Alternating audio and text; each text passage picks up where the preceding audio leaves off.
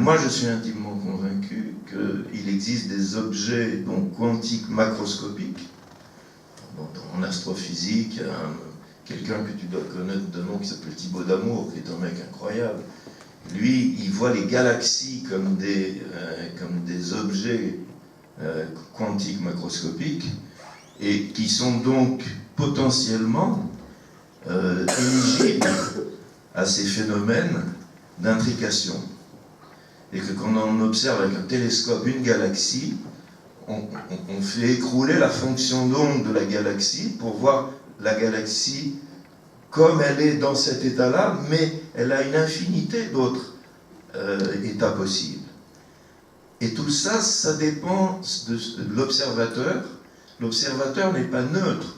Là, je suis en train d'écrire un truc là-dessus, parce que ce qui m'horripile, c'est que dans toutes les expériences qu'on nous propose, on décrit pendant 25 pages avec des gens, des juges qui sont là, qui sont des référés, qui décident si c'est valable ou pas valable, mais on ne donne jamais l'historique des scientifiques qui ont pondu les articles.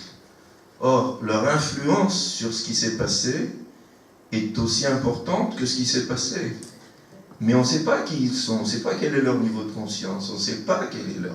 Alors, on nage un petit peu dans un bouillon que tout le monde se donne l'illusion de percevoir comme quelque chose, oui, on y est presque, quoi. Mais peut-être qu'on y est déjà si on ne complique pas trop, quoi. Il faut se mettre à son niveau de conscience où on est. Si on en change, on va dire exactement le contraire de ce qu'on disait avant. C'est pas faux. C'est juste vu d'un autre angle, d'un autre point de vue. Et le microcosme est la masse, à un instant donné, de tous ces niveaux de conscience différents. Mais tout ça, ça bouge dans le temps. Mon niveau de conscience maintenant et celui que j'avais quand je suis rentré dans la salle tout à l'heure, c'est pas le même. C'est-à-dire qu'on est dans une infinité de choses qui se mélangent, mais sur une base très très simple. Oui, Alain ? Il faudrait qu'on prenne une pause dans peu de temps, parce que je crois que certains l'ont prise. Est-ce qu'on peut donner la parole à la salle pour Oui, bien sûr. Quelques questions. C'est à 10 minutes encore. Ça a commencé d'ailleurs. Bonjour Olivier, merci beaucoup pour ce voyage. Il y a un mot que je n'ai pas entendu, c'est celui de anal akashique. J'aimerais explorer ça avec vous. Si, je l'ai dit, moi, mais je n'ai pas développé. Mémoire akashique. Il a parlé de mémoire. Et donc, sur la non-localité temporelle, est-ce qu'on peut juste décrire les implications d'un futur qui éclate au présent? Un mot, l'intuition. Vous ne savez pas pourquoi, mais vous sentez que c'est juste. Ça peut tout à fait, un flash, une intuition, ça a plein de noms après, en fonction des disciplines scientifiques, les rêves prémonitoires, la précognition, voilà. Il y a des expériences au niveau psychologie expérimentale qui ont en évidence le fait qu'il y a à peu près une demi-seconde d'écart entre ce que vous faites réellement en ayant conscience que vous le faites et en fait ce qui se passe dans votre cerveau et que vous n'avez pas encore conscience. Et il y a même d'autres expériences qui ont bien évidence que votre corps réagissait à des images qui allaient apparaître une seconde et demie plus tard. Le cœur, le corps, Ça peut aller jusqu'à 6 voire 10. Voilà. Donc, pour le dire autrement, la dimension multidimensionnelle inclut aussi les aspects temporels. Le fait d'être dans plein de dimensions à la fois. On a parlé de densité, on peut parler de distance géographique, mais il y a aussi ces notions temporelles qui rentrent en compte. Et prendre en compte ces aspects temporels, ça veut dire aussi que ce sont des nouveaux espaces que nous sommes à même d'intégrer dans notre présent. Parce que si on ne les intègre pas dans notre présent, vu qu'on en ait conscience ou non, ça existe, c'est-à-dire que d'autres personnes peuvent semer des choses à votre place dans ces espaces-là. Et ça veut dire que d'autres personnes, si vous-même vous ne vous occupez pas de cultiver la probabilité que certains avenirs privilégiés ou préférés surviennent dans votre présent, c'est d'autres forces, d'autres puissances qui sont à même de pouvoir poser des choses dans le futur ou dans l'avenir et qui seront celles qui vont se concrétiser quand on sera dans le présent. C'est-à-dire que la question de la colonisation du futur, de qui possède le pouvoir sur le futur, se pose concrètement, politiquement parlant. Une question, est-ce que cette... Pardon. Est-ce que cette notion de futur d'où émergera d'où émerge le présent, est-ce que c'est individuel? Parce que vous êtes en train de dire qu'il peut y avoir des impacts politiques qui changent, qui fassent émerger un futur qui va revenir dans notre présent, mais est-ce que c'est un phénomène collectif? J'ai bien compris ce que vous dites, hein, est-ce que c'est un phénomène collectif ou si c'est un parcours hors temps qui est vraiment individuel? Est-ce que nous sommes seuls à pouvoir relier notre futur et notre présent, ou si tout le monde s'en mêle? Vous voyez ce que je veux dire? Je ne sais pas si j'ai bien exprimé ma question. Merci.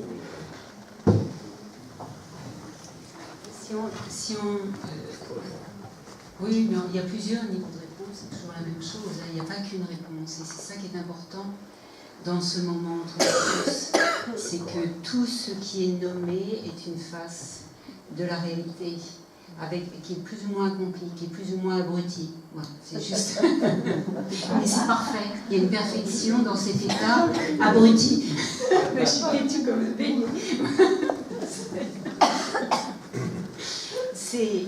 Je reviens à la conscience pure, la conscience universelle, dont nous sommes tous constitués, et elle scanne, ça scanne.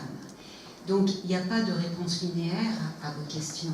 C'est-à-dire que ça scanne en fait. Et chaque personne est un moment T de ce scan. Et c'est la totalité qui est le réel. Donc on n'oppose plus rien. Et c'est quelque chose qui est tout le temps en mouvement. Donc c'est autant individuel que collectif, mais c'est beaucoup trop binaire, la notion de individuel et collectif. Dans le changement de paradigme, on introduit notre matière comme étant du champ, qui est complexe, et donc c'est là où le laser de la conscience fonctionne, et ça dépasse la notion d'individualité et de collectivité. C'est-à-dire que là, on verra, c'est ce qu'on appelle la brique du vivant, qui est l'organisation cellulaire avec la membrane. C'est-à-dire comme nous avons fondé un tissu social qui s'appuie sur cette délimitation membrane et qu'on en a fait des cloisons et des murs, je veux dire que la notion de dedans et de dehors est extrêmement séparative et grossière. Bon, et c'est tout ça qui est en train de se raffiner. Et toute cette transmission qui vient de partout, autant par une expérience artistique, une expérience scientifique, est en train de fissurer ce mur de la séparativité. Donc nos organismes qui sont complexes et qui sont du champ traitent l'information à tous les niveaux, et petit à petit il y a une espèce de résultante qui fait qu'on a une pensée très très claire à ce moment-là, et puis elle redevient confuse parce qu'elle va continuer de se modifier. Je vous remercie. D'autres? Oui, vous avez parlé de la connexion de Viviane à l'Akasha, et vous n'avez pas donné le nom du village dans lequel elle... Akasha sur mon. Cordon, ça s'appelle. Oui, c'était marqué dans le film, c'est vrai, plan sur plan, ça ne voyait pas forcément très bien. Cordon comme le fil qui relie, exactement. Rien, il est laissé au hasard avec Viviane, rien. Et l'autre question, c'est la relation entre le trou noir, les travaux de Hawkins et l'Akasha. Le trou noir qui avale ou qui rejette de l'information, c'est ça par exemple? Non, c'était plutôt le jaillissement de lumière quand on sort de la dimension du temps, et puis la circularité de l'espace. Excusez-moi, et la circularité de l'espace, vous savez, comme dans ce film Interstellar, où une fois qu'ils ont passé, ils sont rentrés dans l'espace par le trou noir, ils arrivent dans un monde enfin, qui est représenté dans le film comme un monde circulaire en fait. Il n'y a plus de haut et de bas, il n'y a plus de... Alors, je ne sais pas, c'est une question que je pose parce qu'elle m'est apparue en vous écoutant. Alors, il y a trois notions qu'il ne faut pas dissocier. C'est le trou noir, qui existe, le trou blanc, qui existe aussi, et les trous de verre. Les trous noirs, c'est des puits d'absorption d'énergie. Les trous blancs, c'est des émetteurs d'énergie. Et les trous de verre, c'est des choses qui permettent de passer de l'un à l'autre, éventuellement d'un bout de l'univers à l'autre, quasiment instantanément, donc on se fout de la vitesse de la lumière, en fait, on courbe l'espace-temps. C'est la relativité générale d'Einstein qui permet de courber l'espace-temps. Alors, il faudrait des heures et des heures pour expliquer les détails de ces choses-là. Sachez seulement qu'il y a des gens, à Los Angeles notamment, qui sont en train de travailler sur la fabrication de trous noirs en laboratoire, de mini-trous noirs, on va dire. Il n'est pas exclu qu'il y ait des myriades de trous noirs. La chose qui est sûre maintenant, c'est qu'au milieu de chaque galaxie, il y a un trou noir géant. C'est à peu près sûr. Et tout gravite autour de ça. C'est-à-dire que les amas d'étoiles et tout ça gravitent autour du trou noir central. Bon, les galaxies sont plutôt comme des disques, et perpendiculairement au disque, il y a un trou noir qui est un puits. Mais alors, comment c'est foutu exactement, on n'en sait rien, puisque personne n'est allé voir. Une fois qu'on est dedans, on ne peut plus sortir de toute manière. Il y a une théorie qui dit que sur la peau du trou noir, si on peut dire, toute l'information qui a été captée, il ne faut pas oublier que l'énergie, c'est de l'information et vice-versa, à beaucoup de détails près, mais quand même. Toute cette énergie qui a été mangée, toute l'information serait en 2 dimensions sur la peau du trou noir. Bon.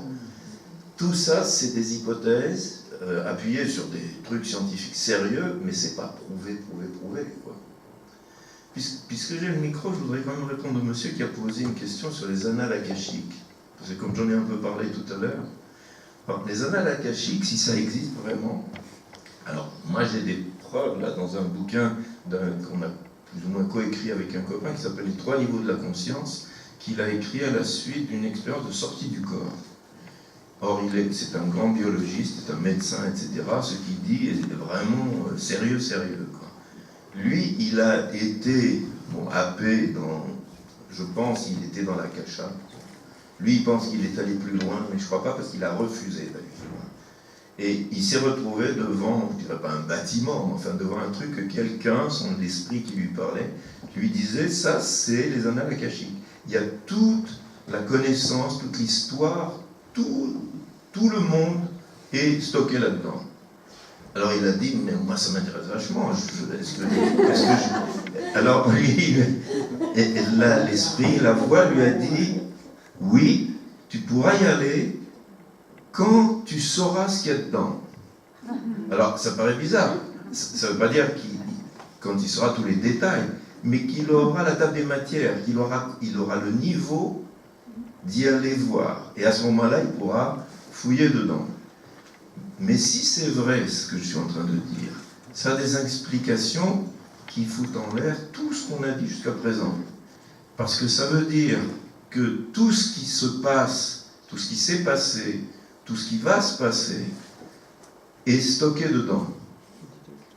Et c'est stocké, ça c'est ma théorie personnelle, en dehors de l'espace-temps.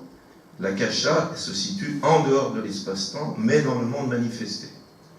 Erwin Laszlo dit que ça se situe en dehors de l'espace-temps, hors du monde manifesté, dans le monde non manifesté. Je ne suis pas d'accord, parce qu'on a la définition du monde manifesté, c'est ce que la science peut aborder. Or, il y a des tas d'éléments de la Kasha qu'aujourd'hui, on a décrits scientifiquement, comme le champ du point zéro, qui est quand même le substrat de la Kasha. Toutes les lois de la physique, des maths et tout ça, font partie de la Kasha. Les expériences les théories de Sheldrake, par exemple, font partie des choses qu'il faut qu'on démontre, parce qu'elles ne sont pas démontrées. Mais s'il a raison, c'est dans la Kasha aussi.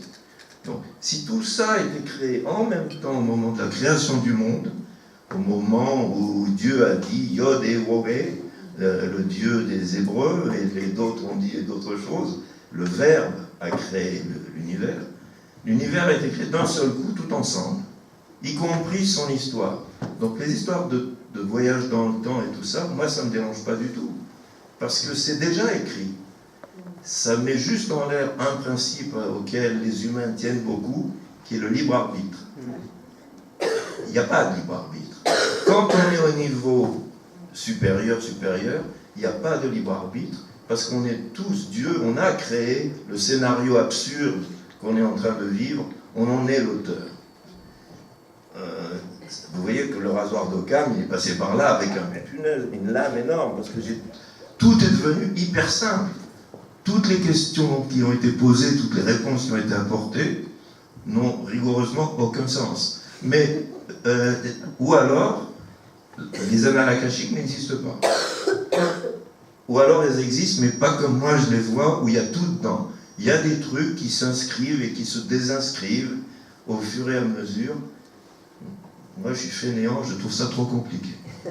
Monsieur, est-ce que, pour revenir un petit peu sur votre propos tout à l'heure, ça n'est pas incompatible, vous dites le monde manifesté, le monde non manifesté, ça n'est pas incompatible. Se pourrait-il qu'il n'y ait pas tellement de frontières séparatives entre le monde manifesté et le monde non manifesté? Alors, je vous réponds très simplement. Moi j'ai une définition très très simple.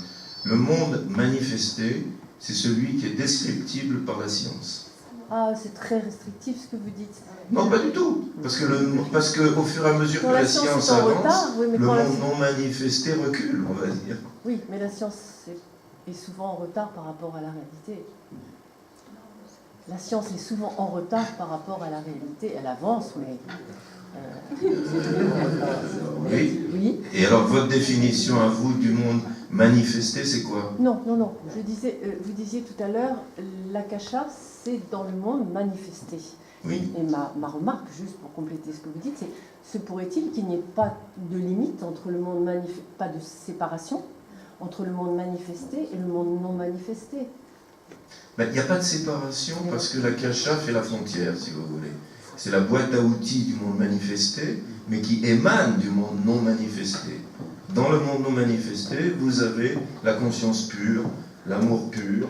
Et l'akasha serait-il là aussi? Alors je pense qu'il y a un bout de l'akasha qui est là-bas, et il y a un bout qui est dans le monde manifesté. Et ma définition, c'est que la partie qui est dans le monde manifesté, c'est celle que la science explique.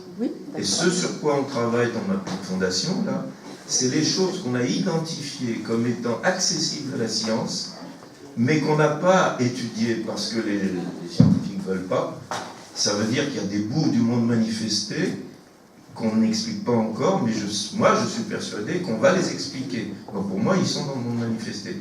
Par contre, définir les niveaux de Dieu, par exemple, ou de Brahman, si on est dans l'hindouisme, ou les différentes déités, si on est dans le bouddhisme, etc., tous ces niveaux-là, on les apprend dans les enseignements.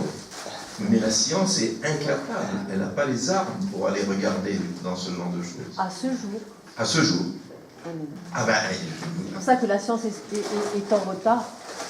La science est toujours en retard. Mais la science est toujours en progrès, alors que la vision spirituelle, que je considère unique, quelles que soient les traditions, on finit par les regrouper en une seule chose, elle est stable, et en gros, elle attend la science.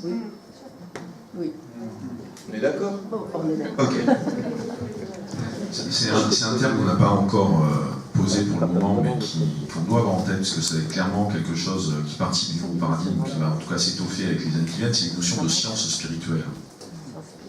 C'est-à-dire qu'en fait, on peut tout à fait avoir une approche matérialiste des choses, mais comme on rentre dans des niveaux de densité ou dans des niveaux de légèreté qui font que les choses sont de plus en plus intangibles, voire difficiles à décrire, on rentre sur un autre niveau, ou en tout cas un niveau qui, c'est justement cette science en mouvement, cette science qui avance, si on veut prendre cette image-là, en tout cas qui est évolutive, qui progresse. Eh bien, on rentre dans la science spirituelle. On a des miracles qui existent. On est en train de commencer à saisir deux chiffres, comme ça, juste pour remettre les choses dans la matière un petit peu. Le vivant, un corps humain, en gros, c'est 99% de molécules d'eau. Nous sommes composés, en termes de masse, de poids, de proportion, entre 60 et 70% d'eau. En termes de nombre de molécules dans le corps, nous sommes à 99,9% composés de molécules d'eau. Et en plus, si on rajoute le paramètre vide, nous sommes composés à 99% de vide.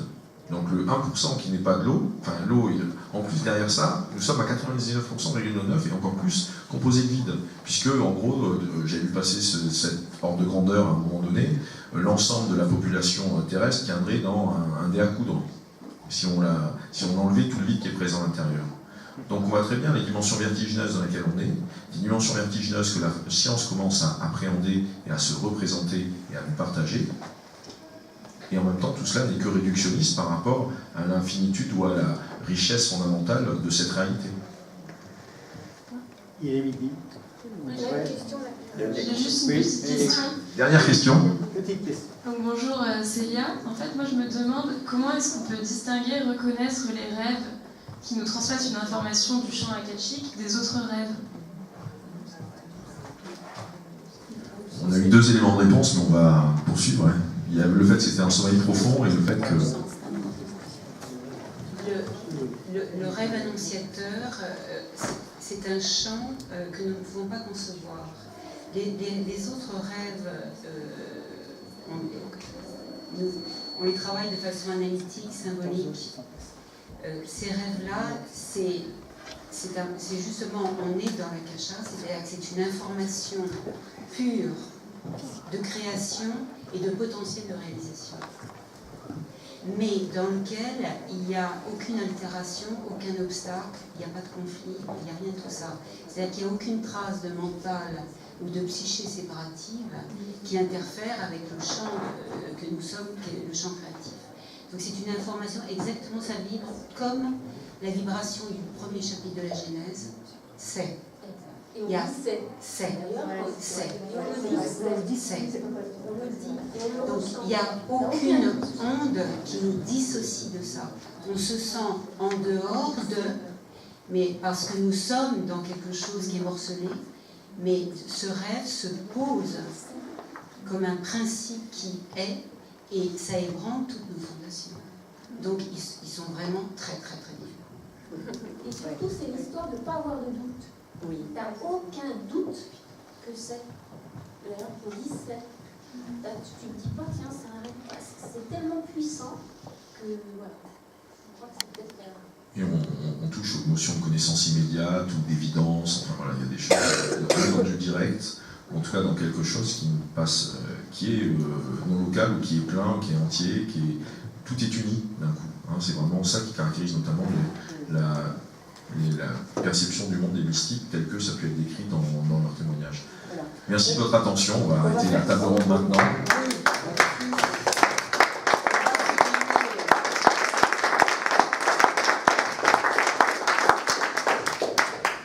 On va se donner un petit quart d'heure de pause.